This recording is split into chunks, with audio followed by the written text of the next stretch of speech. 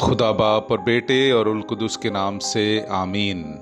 अजीज़ो, आइए हम खुदावंद अपने खुदा का शुक्र करें जिसने आज का ये खूबसूरत दिन हमारी ज़िंदगी में बढ़ा दिया। तो आइए अजीज़ो, हम आज के दिन का आगाज़ बाइबल मुक़द्दस की तिलावतों से करें। आज की पहली तिलावत मुक़द्दस पौलुस रसूल का पहला ख़त कुरिन्थियों की कलीसिया के नाम, उसका 5वां बाब, पहली 8 आयात। अक्सरों से सुनते हैं कि तुम्हारे दरमियान हरामकारी होती है, और ऐसी हरामकारी जैसी गैर कौमों में भी नहीं होती। यानी कि एक आदमी अपने बाप की बीवी को रखता है और तुम फूलते हो और ज्यादातर गम नहीं करते, ताकि जिसने ये काम किया वो तुम में से निकाला जाए। लेकिन मैं बदन की निस्बत गैर हाजिर मगर रूह की निस्बत हाजिर होकर उसी तरह के गोया हाजिर हूं उस पर जिसने ऐसा किया ये फतवा दे चुका हूं कि हमारे खुदावंद यीशु के नाम से तुम और मेरी रूह इकट्ठे होकर हमारे खुदावंद यीशु की कुदरत के साथ हम ऐसे शख्स को जिस्म की हलाकत के लिए शैतान के हवाले करते हैं, ताकि रूह खुदावंद के दिन में निजात पाए। तुम्हारा फख्र करना खूब नहीं। क्या तुम नहीं जानते कि थोड़ा सा खमीर सारे गुंधे हुए आटे को खमीर कर देता है? पुराने खमीर को निकाल फेंको ताकि तुम ताजा गुंधा हुआ आटा बनो। चुनाचे तुम बेखमीर हो, क्योंकि हमारा भी फसा यानी मसीह कुर्बान हुआ। बस आओ हम ईद करें, पुराने खमीर से नहीं और ना बदी और शरारत के खमीर से, बल्कि साफ दिली और सच्चाई की बेखमीरी रोटी से।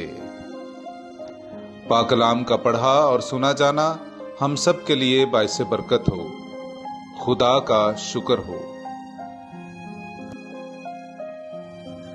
मेरे अजीजों, आइए हम खुदावंद अपने खुदा की हम्दो तारीफ में पढ़ेंगे ज़बूर नंबर 5, उसकी 5वीं से 7वीं और फिर 12वीं आयत। क्योंकि तू ऐसा खुदा नहीं जो शरारत से खुश हो, बदकार तेरे नजदीक रह नहीं सकता, और ना बेदीन ही तेरे हुजूर खड़े होते हैं। तुझे तमाम बद किरदारों से नफरत है। तू उन सब को जो झूठ बोलते हैं हलाक करता है। खूनखार और दगाबाज शख्स से खुदावंद को सख्त नफरत है। मगर तेरे तमाम पनाहगीर शादमानी करें, वो अबद तक खुशी से ललकारें, और तू उनकी निगहबानी करे, और वो तुझ में खुश रहें जो तेरे नाम को अजीज रखते हैं। पाक कलाम का पढ़ा और सुना जाना हम सब के लिए बाइस बरकत हो। खुदा का शुक्र हो।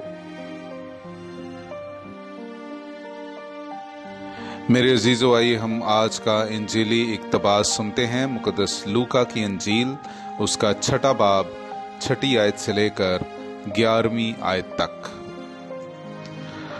और किसी और सबत को भी यूं हुआ कि वो इबादत खाने में दाखिल होकर तालीम देने लगा, और वहां एक आदमी था जिसका दाहिना हाथ सूखा हुआ था।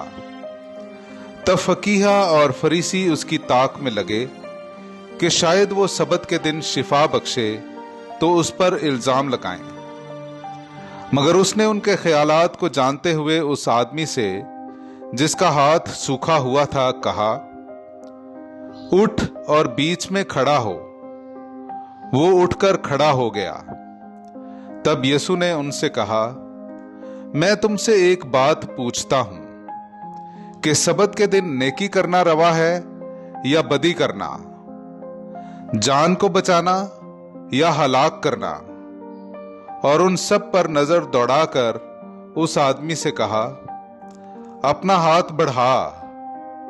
उसने बढ़ाया और उसका हाथ दुरुस्त हो गया। तब वो सब दीवानगी से भरकर आपस में कहने लगे कि हम यीशु के साथ क्या करें। पाक कलाम का पढ़ा और सुना जाना हम सब के लिए बाइस बरकत हो। खुदा का शुक्र हो।